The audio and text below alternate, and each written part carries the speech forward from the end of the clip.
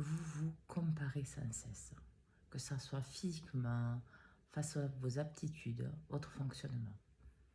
Mais tant que vous êtes dans la comparaison à l'extérieur de vous, vous ne vous trouverez jamais. Vous serez toujours dans la souffrance de qui vous êtes. Vous ne serez jamais satisfait. Vous pourrez être toujours dans la recherche de quelque chose qui n'arrivera jamais. Parce que tout simplement, vous êtes projeté à l'extérieur de vous.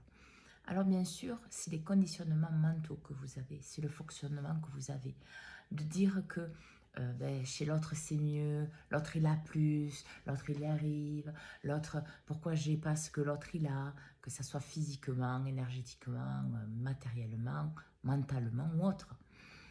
En fait, ça vous empêche de voir votre vraie valeur. Ça vous empêche de voir votre cœur.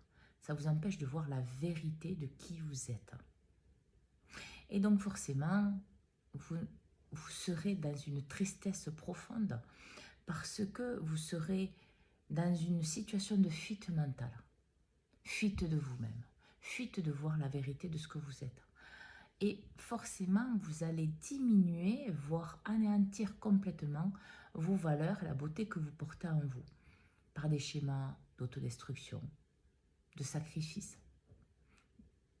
des fonctionnements qui vous nuisent. Parce que tout simplement, vous ne pouvez pas être l'autre.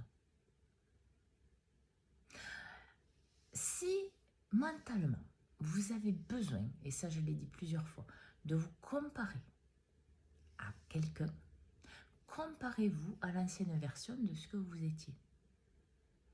Avant une situation, avant une relation, avant un changement professionnel, un changement de domicile, un changement de fonctionnement mental ou autre.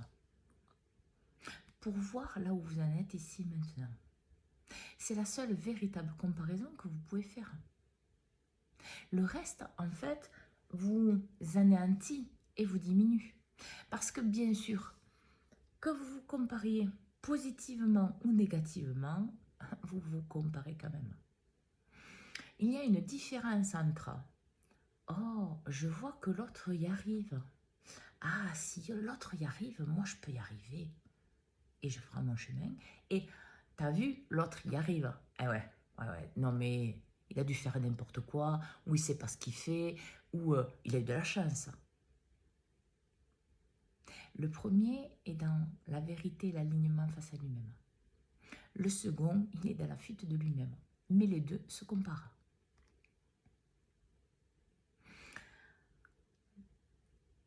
Vous devez regarder comment vous fonctionnez. C'est la base. Pour savoir ici et maintenant comment vous pouvez vous améliorer face à vous-même, face à votre fonctionnement, parce que vous ne verrez jamais votre valeur, jamais la vérité de ce que vous êtes, vos capacités, vos possibilités, les sauts quantiques même que vous pouvez faire grâce à votre fonctionnement et changement mental. Tant que vous vous comparez et vous vous dépréciez et vous vous diminuez face aux autres. Alors, ce n'est pas forcément quelque chose de verbal qui est dit. C'est un fonctionnement mental tout simple, tout seul qui le dit. Et au lieu de refuser de voir ce fonctionnement mental, acceptez de le voir. Ok, pourquoi ma tête tu dis ça?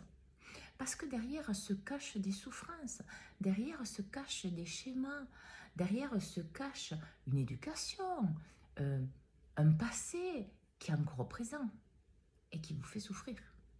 Et tant que vous le portez, vous ne pourrez pas avancer face à vous-même, face à la vérité de ce que vous êtes.